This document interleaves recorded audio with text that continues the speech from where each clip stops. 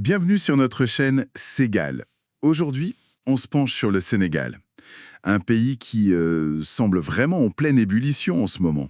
Effectivement, on a d'un côté des nouvelles plutôt positives, comme un accord social majeur, mais de l'autre, des tensions politiques qui montent et des débats de société assez vifs. Exactement. Alors on va essayer de décrypter tout ça. Commençons par le positif, si vous voulez bien. Cet accord qui met fin à une très longue grève. Oui, c'est une avancée importante. Le 10 juillet dernier, donc très récemment, l'État et les syndicats des travailleurs des collectivités territoriales ont enfin signé un protocole d'accord. Et ça met fin à quoi? 3 ans de grève, c'est ça? C'est ça, 3 longues années. L'annonce a été faite par le ministre Moussa Bala Fofana. C'était très attendu. J'imagine. Et concrètement, pour les travailleurs, qu'est-ce que ça change? Au-delà de la reprise du travail. Haut, on les aligne sur la fonction publique d'État. Ah oui, d'accord. Et les augmentations sont pas négligeables, hein. On parle de 80 000 à 300 000 francs CFA. Quand même. Oui.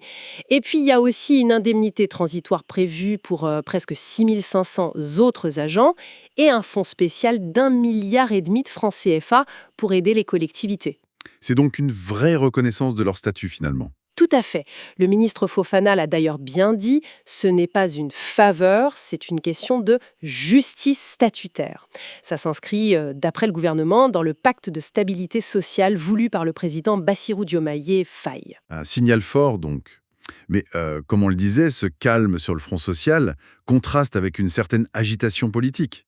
Le même jour, le 10 juillet, le Premier ministre Ousmane Sonko a fait des déclarations qui ont pas mal secoué.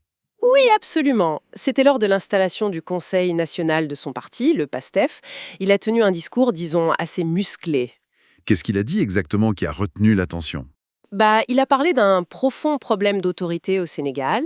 Il a aussi affirmé très clairement « je ne démissionnerai pas ».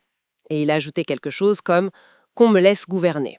Ça sonne presque comme un défi, non? Ça a été interprété comme ça par beaucoup, surtout qu'il a aussi fait une référence au modèle chinois en parlant de rester au pouvoir 50 ans.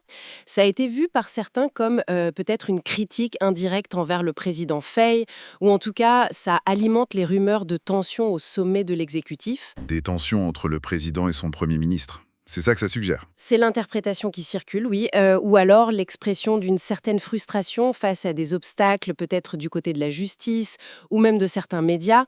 D'ailleurs, l'opposant Thierno Alassane Sall a tout de suite parlé d'une indécente guerre d'ego. Ambiance. Et ce climat, ça inspire aussi des réflexions plus profondes sur la démocratie sénégalaise elle-même, j'ai l'impression. Oui, justement, l'intellectuel Yoro